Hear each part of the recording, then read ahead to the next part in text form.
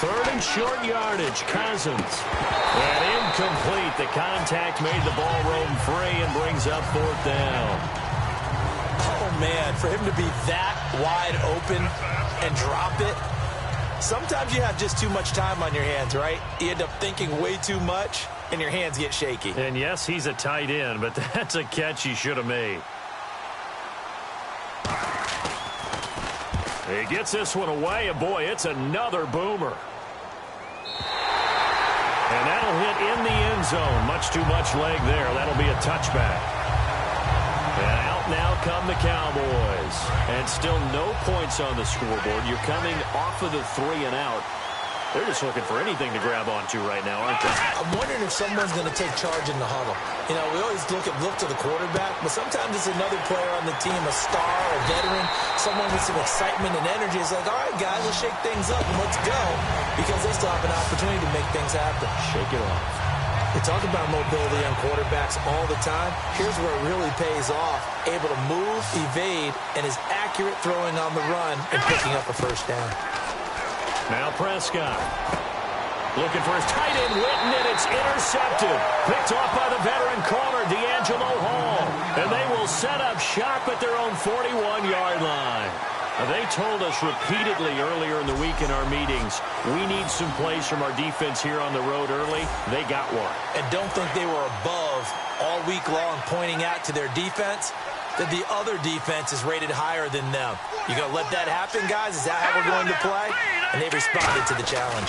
The drive starts with Rob Kelly. And the play goes nowhere. Losing yardage back near the attack. Yeah, you could pretty much call them all out, couldn't you? Almost by name, right? That was a very tough sequence for the offensive line. But how about that defensive front creating a new line of scrimmage and creating a lost yardage possibility? No gain that time, and it leaves him with 3rd and 11 coming up. Well, that was better than the first go-around when he lost yardage, but still nothing there, and that sets up a 3rd and long. Tough spot here. Put it mildly. Sometimes I wonder if some of that old-school football should come back into play. You know what I would think here? Quick kick. Try and change field position. Help out your team. Here we go. 3-19. Back live, Charles Davis to my right. I'm Brandon Gaudin. It's Redskin football to begin quarter number 2. They do, however, have a tough 3rd and long coming up. Here we go. On 3rd down, Cousins. And he drops this off to Thompson. They do get 18, but even that won't be quite enough. It's 4th down. The psychology of the game never ceases to amaze me because you would think there would never be a fumble from what we hear from coaches all the time, right? And how much they practice not fumbling. Practice it, preach it, talk about it all the time. You would think no one would ever turn it over.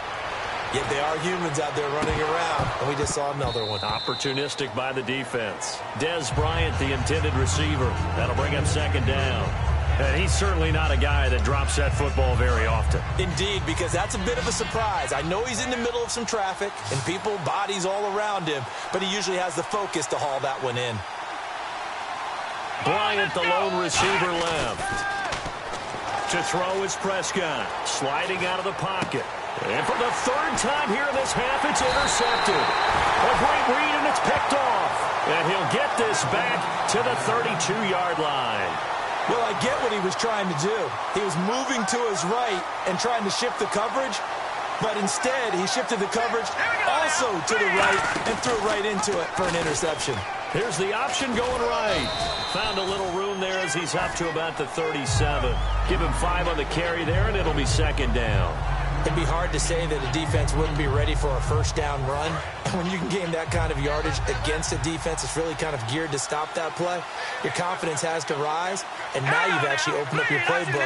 If you want to throw the ball now for play action, you're good to go. And incomplete there. A nice hit. Jars the ball free and brings up third down.